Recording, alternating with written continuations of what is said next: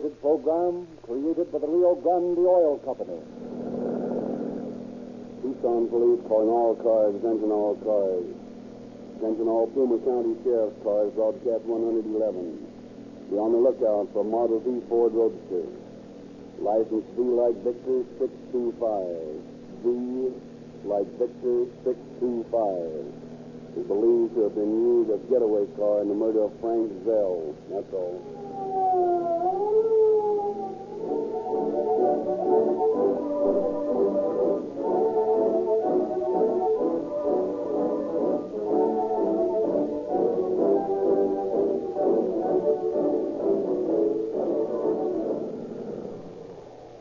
Fill my tank of Rio Grande cracked gasoline. Check my oil, please. Yes, sir. Well, I see they've turned all the Rio Grande dealers into gasoline G-men now. Yes, we're all G-men since we got this new Rio Grande G-gas.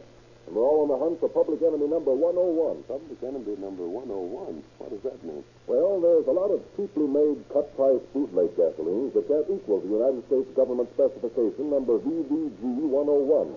We call such bootleg gasoline public enemy number 101 because the government says it isn't safe for use. I suppose your new G-gas is the lowest priced gasoline that's safe to buy, huh? You've got to give Rio Grande credit for being the first to bring out a low-priced gasoline that's guaranteed to exceed United States government specifications for quality in every point. You think it's a better buy than cracked gasoline? I'd just as soon pay a little less, you know. No, sir. Honestly, it isn't.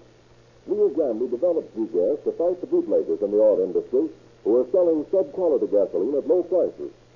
G-gas sets a new standard of quality in the low-price market. And for those who want the cheapest gasoline, G-gas is the only safe buy. But it doesn't compare with Rio Grande's cracked gasoline. They make cracks to exceed emergency specifications. And that's why it's used by more police and emergency cars than any other brand. You get 100% engine efficiency with cracked gasoline. You get tetraethyl. You get more power, speed, liveliness, greater mileage.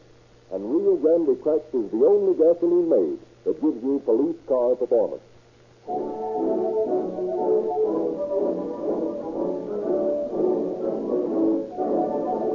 And now it is our pleasure to present Chief of Police C.A. Wallard of Tucson, Arizona. Chief Wallard. Good evening, ladies and gentlemen. Our policing problems in Tucson, Arizona are somewhat different from those in larger metropolitan centers. Tucson is surrounded not by populous suburbs, but by deserts and mountains. A criminal can easily escape to these trackless wastes, where, if he is at all cunning, he may elude capture for days, sometimes for months. So, in law enforcement in Tucson, you have an interesting example of the cooperation possible between city and county authorities. Sheriff Belton of Pima County and his men, and I and my men, are called upon to preserve law and order over the entire county, an area of more than 11,000 square miles. Constantly, in our work, we of the police department must ask the assistance of the sheriff's office, or, as in the case of the dramatization you're about to hear, the sheriff's office is required to ask our cooperation. As a matter of fact, a great number of men under my command on the police force are also commissioned as deputy sheriffs. In addition, our geographical position, so close to the Mexican border, also brings in the federal authorities on the border patrol, who've always worked closely with us.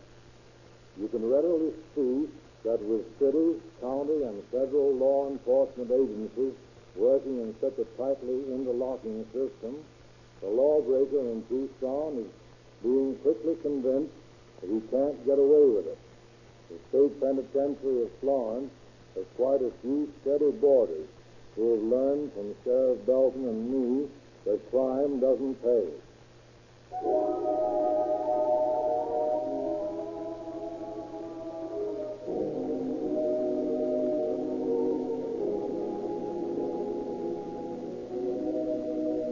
Tortolitas Mountains outside Tucson, Arizona, are crowned with gray clouds.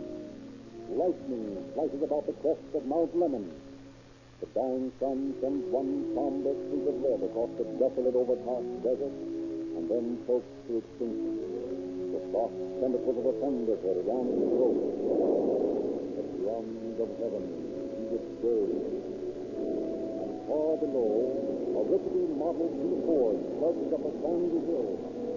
The first stop the train started its desperate skin. And as it reaches the top of the rise,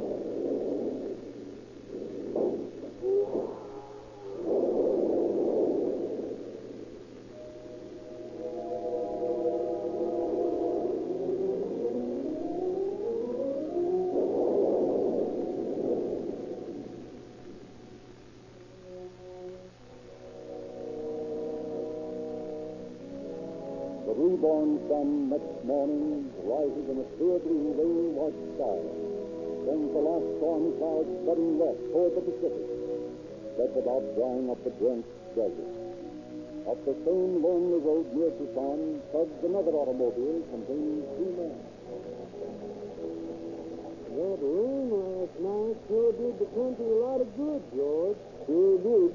Better have something more to eat now than territory. Watch your driving, George, or we'll be stuck for fair. I'm doing the best I can. We roads sure are slippery. Look at the way that wash is running on ahead there. Now, hold on. I'm going to hit it with all I got, or I'll never get up the hill on the other side. Go ahead, I'm hanging on.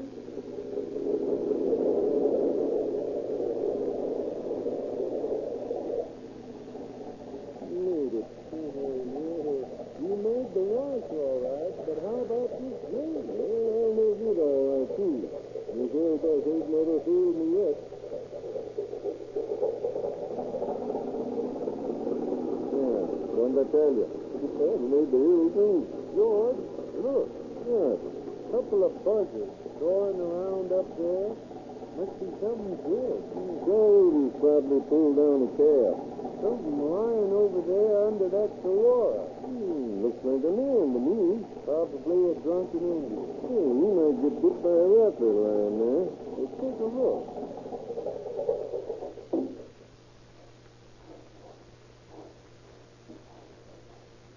He isn't drunk. He's dead. He's Frank Zell. Look, he's been shot through the neck and through the arm. Murdered. Must have happened before the rain last night. His clothes were water-soaked. You better get back to Cortaro and telephone the sheriff.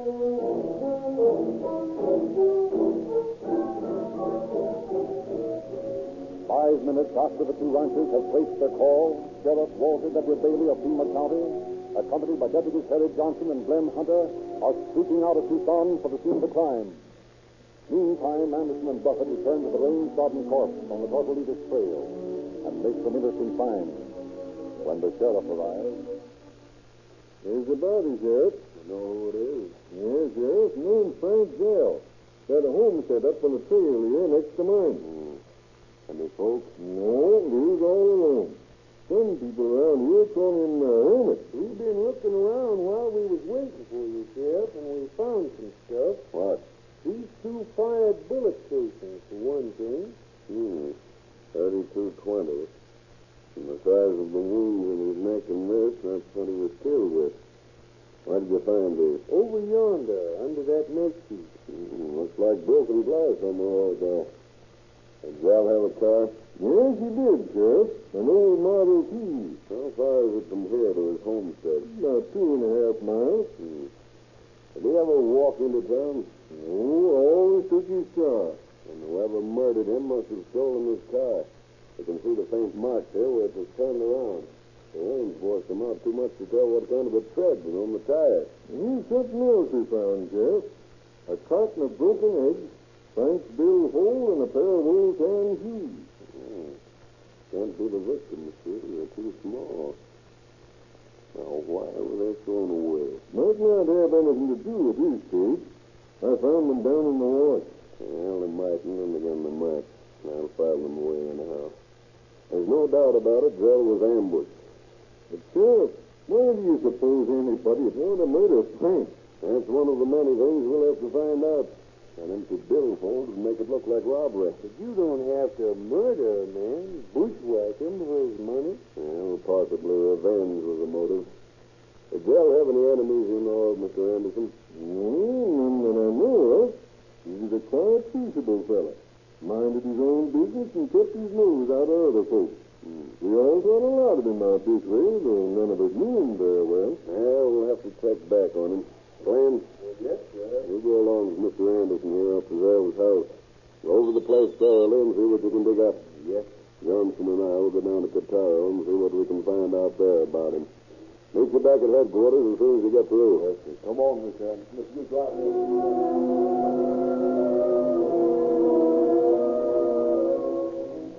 Everyone the sheriff questioned assures him that the murder victim was a law-abiding citizen, and no one knows of any grudge against him.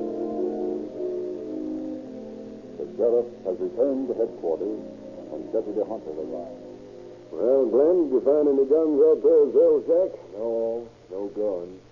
Lots of books around the place, though, on public speaking, willpower, physical culture, and that sort of thing.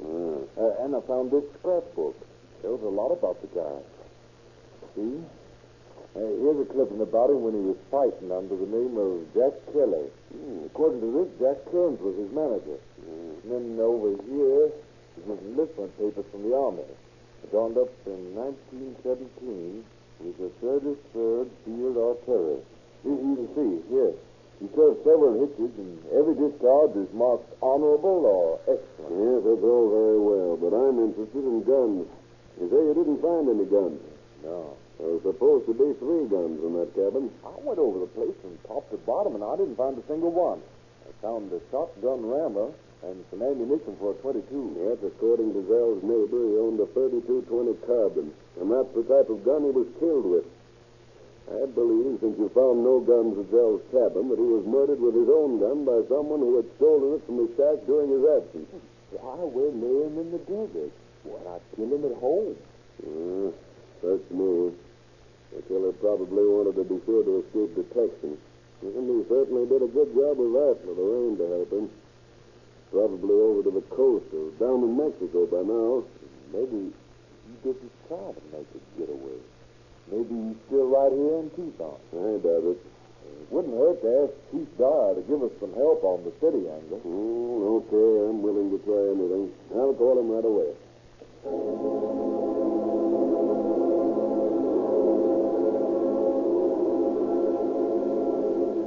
Sheriff Bailey enlists the assistance of Chief Jesse Dyer of the Tucson Police Department. Within 15 minutes, the chief has selected his department head and is issuing orders.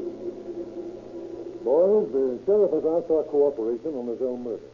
He feels that the killer is Skip, but I can't agree with him. I've got a suspicion he's right here in town. I want you to have your men cover the city for Zell's car. It was stolen at the time he was murdered. The car was seen coming toward town last night with a dark-looking fellow driving it. It was a Model T Roadster, license number V625. Now get out and pick it up. Okay. Got it, Ford. Wait a minute, I got a special job for you. Okay. Dennis, I've got a theory on this thief. Yes? Yes. The first thief, I think our man is right here in town. Also, I'm sure that he stole all 3 of Zell's guns. The .32-20 that murdered Zell, a 12-gauge shotgun, and a .22 rifle. Now, sooner or later, he's going to get low on funds if he isn't already so. Yeah, and then he'll try and sell the guns, that is. Exactly. Now, I want you to check all the pawn shops and second-hand stores and inform the dealers to notify us if any of these guns are offered for sale. Yes, sir. I'll get on it right away.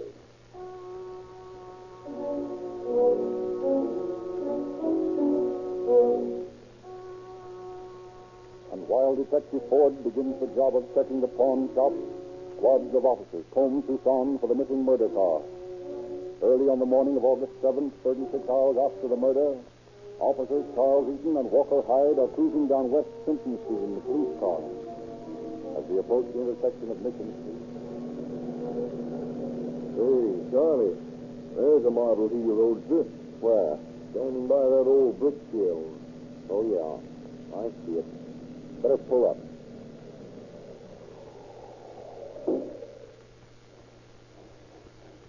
Well, come on. This will be the 7th old heap we've checked over since we come on duty. Yeah. Not much use looking at this one. It's been burned up. Been set on fire, you mean? Huh? What do you mean? smell that gasoline? Yeah. All around the car.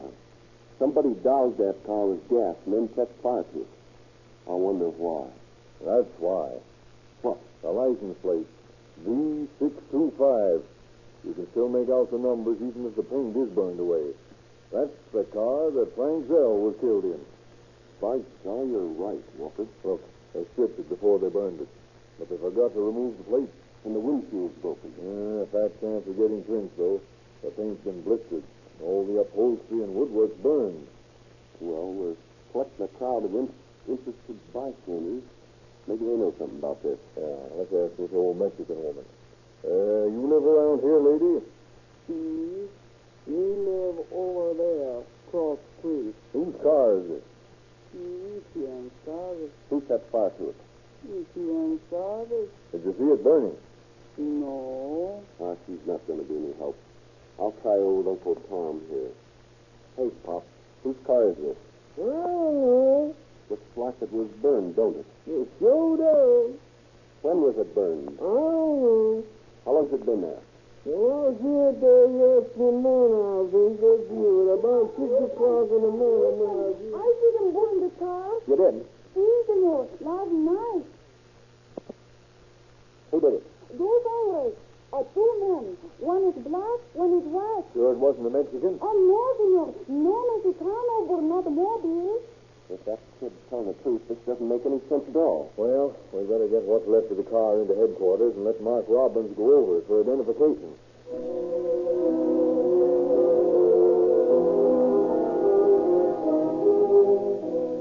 But Mark Robbins, famed identification expert of the Tucson Police Department, can find no fingerprints or blood traces on the badly burned automobile. And meanwhile, Detective Dallas Ford, making his weary round of the pawn shops and second-hand stores, drops into a little stop on West Broadway.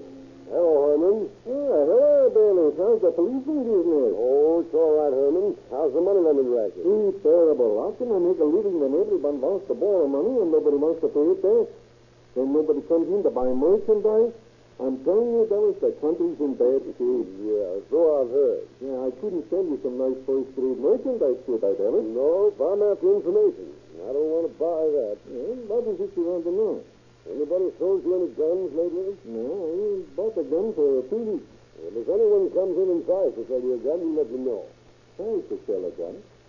Hey, Dallas, there was a fellow in here trying to sell me a gun. Yeah?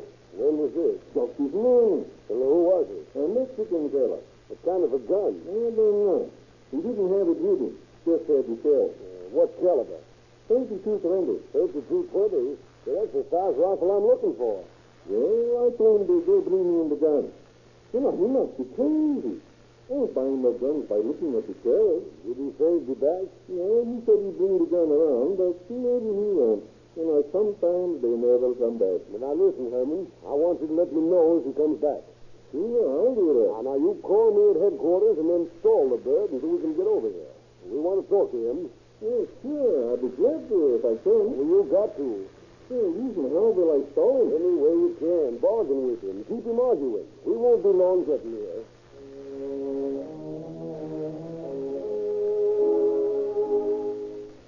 Within 3 hours, the excited pawn shopkeeper calls headquarters and informs them that the same Mexican is in his store. Detective Ford is not at headquarters, so Captain T.B. Wilbank and Officer Philip B. Escuda, jumping into a police car, arrive at the pawn shop 5 minutes after the call. I tell you, I can't give you more than $2.50 for it. Senor, consider. It is very valuable. It is worth much more. To my own grandmother, I could not give you more than $2.50. Oh, hello, Herman. Yes, hello, Captain. Yeah, I had a pretty hard time. Is this your man? And now he tries to tell me about. What's your name? My name? Why, who are you? Police officer. Oh, police. Yes. What's your name? My name is Florentino Ruiz. Where are you from? Phoenix. Is the fellow who wanted to sell you the rifle, Herman? Very soon, Don. I guess we'll have to place you under arrest, Mr. Ruiz. I have done nothing. Why should you place me under arrest? They want to ask you some questions about that rifle you've got for sale.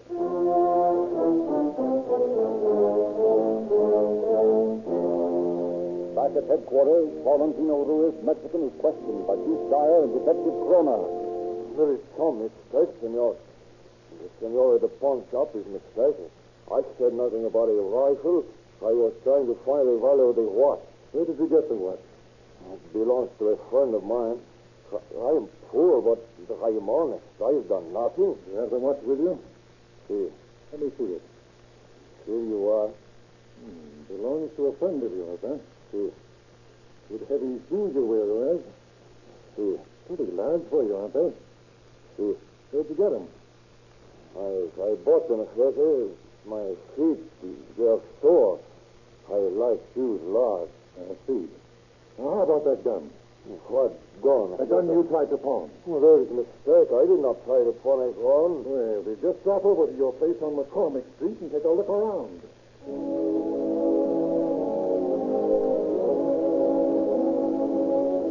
Captain Wilbanks is sent to search Ruiz's room.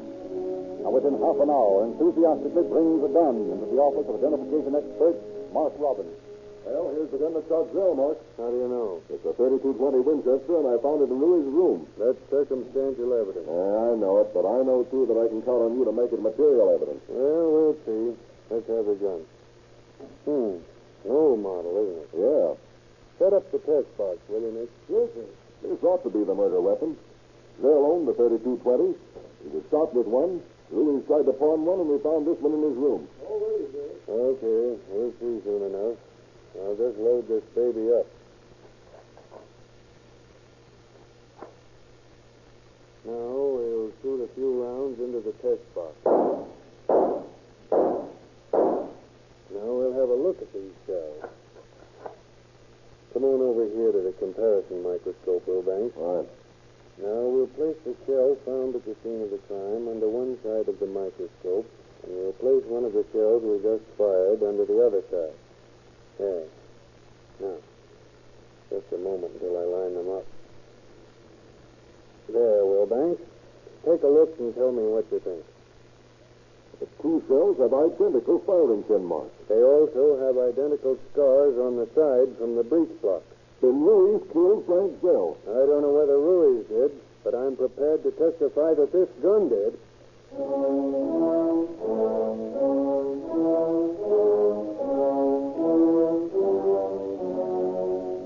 Ruiz denies possession of the gun, denies burning Zell's automobile, denies killing Zell, explains the bloodstains research as rabbit blood. But Chief Dyer remains unimpressed by Ruiz's laconic untruthfulness. Sends his detectives running down clue after clue.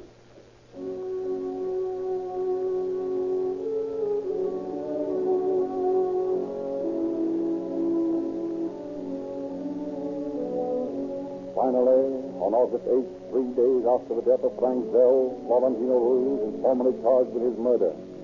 On Wednesday, August 12th, he is given a short preliminary hearing. By his own request, the laconic Mexican acts as his own attorney. One by one, the witnesses damn him by their testimony. A young Mexican roommate of Ruiz testified. Florentino, you seen wearing tan shoes, but last week he come home wearing big black shoes. No, Florentino did not have gun before that night. I got the shoes and guns from a man I know. I have forgot his name. Another friend of Ruiz testifies. Florentino and me, we worked 3 days last summer digging well for the Americano. I do not know Americanos well. A shoe clerk testifies. These tan shoes which were found at the scene of the crime, I sold them to the defendant.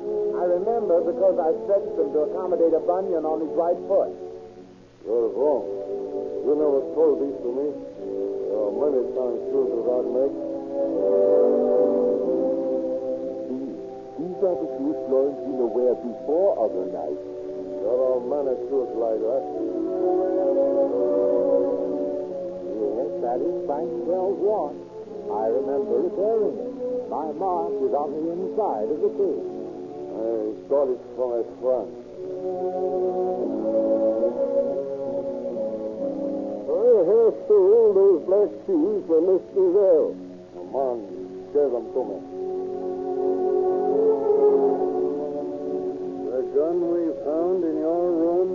gun that murdered Zell. I don't know you about. You murdered Zell. No. Confess, Ruiz, you murdered Zell. No, I'm innocent. No, póngame de cielo, no te lo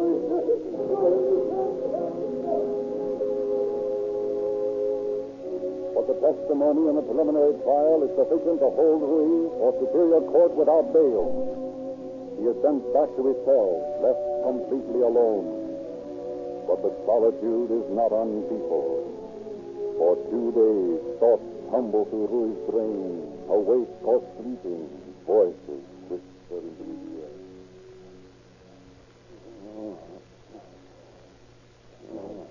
He come home wearing these black shoes. Black shoes? Yes, I have sold them for Mr. Zell. Mr. Zell. Well done. We found it in your room. The gun you used to murder. You done. But he tried to sell me. Tried to pawn the gun. A gun. You used to murder.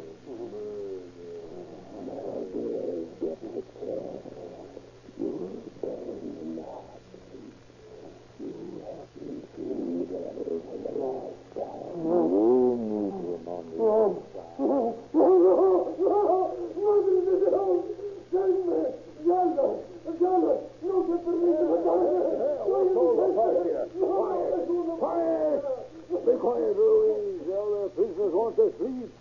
You call the sheriff. Tell sheriff I won't foresee him. You tell him I have something to say. You call him. Okay, I'll still down in No, he said.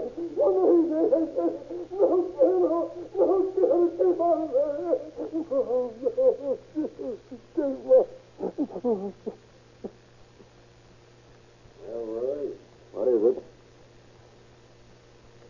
Yes.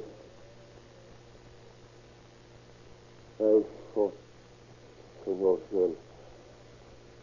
No one was weak. Listen carefully, Turnkey. You're a witness to this. Yes, sir. Yes, Ruiz. Go ahead.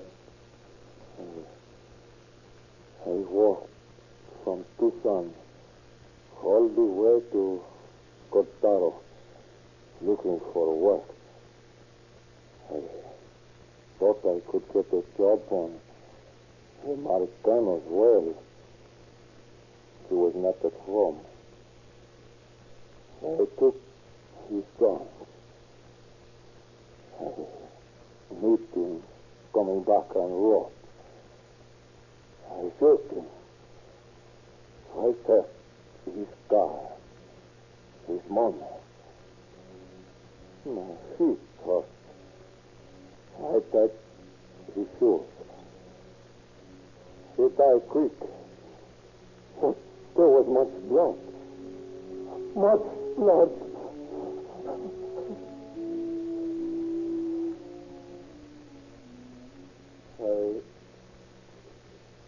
I feel better now, Jenny. Maybe I'm going to sleep.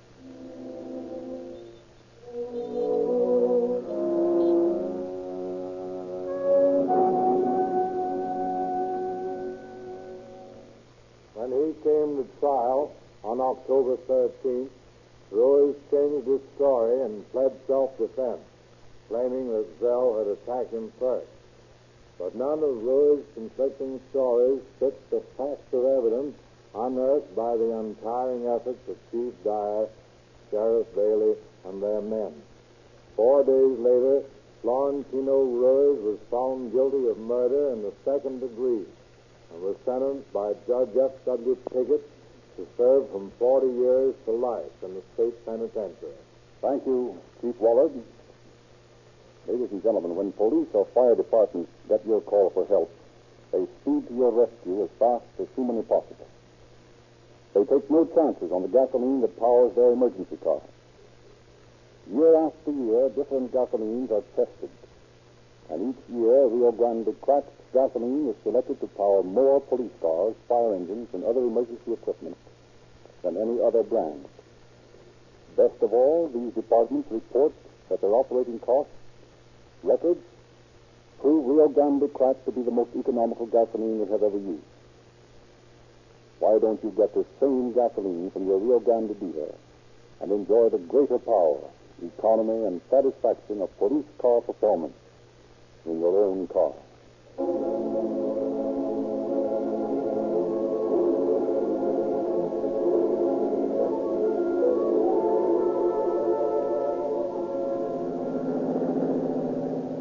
Tucson police calling all cars, attention all cars.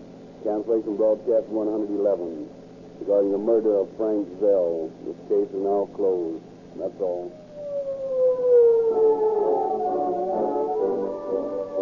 Free gift. Ask your Rio Grande dealer about the junior detective outfit which Rio Grande gives free to boys and girls. This is your narrator, Frederick Lindsley, saying good night for the Rio Grande Oil Company.